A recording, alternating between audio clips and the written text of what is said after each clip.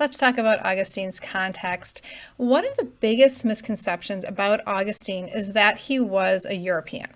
He was not. He was North African, and that is actually very important in understanding his life, his theology, and his ministry because his context was pretty different from other locations within the Roman Empire at the time, and I will get into these differences in the videos. Up on the screen, I have a recreation of the harbor in Carthage. He spent quite a bit of time there. T.S. Eliot, one of my favorite poets, refers to Augustine's arrival in the city in his poem, The Wasteland. To Carthage I came burning. So, what is going on in North Africa at the time? Quite a bit. All right, well, general history on North Africa as a region. North Africa was conquered many times.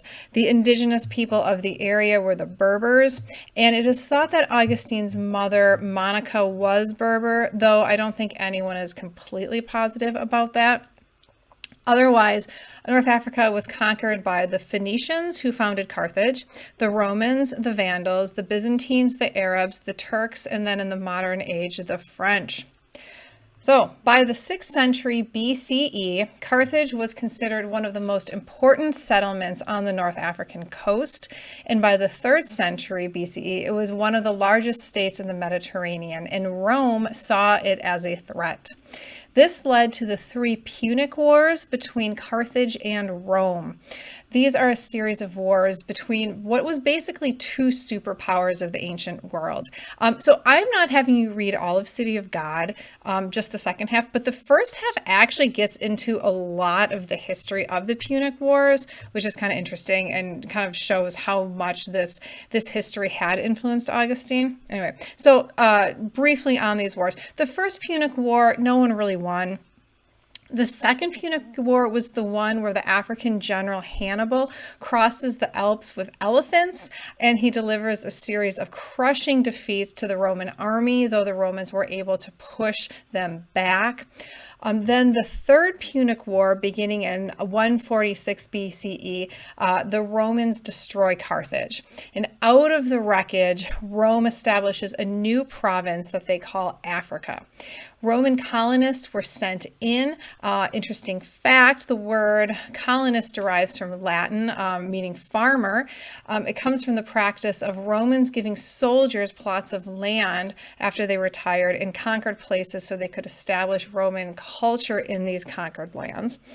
Just an interesting little tidbit. And Julius Caesar refounded Carthage because it's really in a very strategic location in the year 46 BCE. And you do see this attempt, a successful attempt, to Romanize North Africa. And Augustine was a Romanized North African. All right, so then from about the 2nd century to the 4th century CE, North Africa experienced a period of great economic prosperity. The region exported a lot of grain and olive oil to the rest of the Roman Empire. Interestingly, as the Roman Empire to the north was dealing with a lot of problems, if you took History 1, you know it. North Africa was in relatively better shape at that time. That was until the Vandal invasion in the 5th century, and North Africa will eventually fall to the Vandals. It's a pretty famous fact that Augustine lay dying while the Vandals were laying siege to Hippo. Interestingly, the entire tribe, about 80,000 people, migrated en masse to North Africa.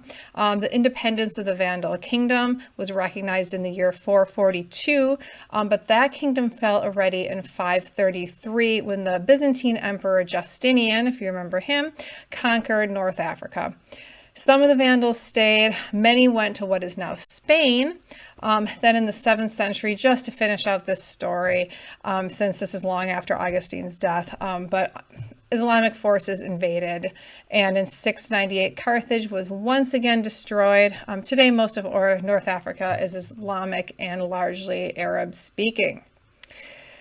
All right, so what's pretty interesting about this era is that it was heavily Romanized during Roman occupation, which is when Augustine lived, but then that really did not last through subsequent invasions.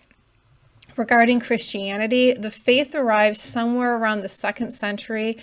North Africa felt some really harsh persecutions from various Roman emperors before Christianity was legalized. Then there was the Donatist Catholic schism, which we're going to learn more about throughout the semester, which resulted in more violence. Theologically, North Africa produced some pretty big names, including Tertullian and St. Cyprian, and of course Augustine, who was influenced by both Tertullian and Cyprian. I put up a short read on Cyprian on the Moodle site.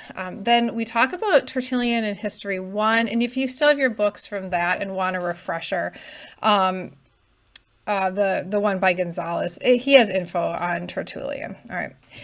But honestly, you really don't need it.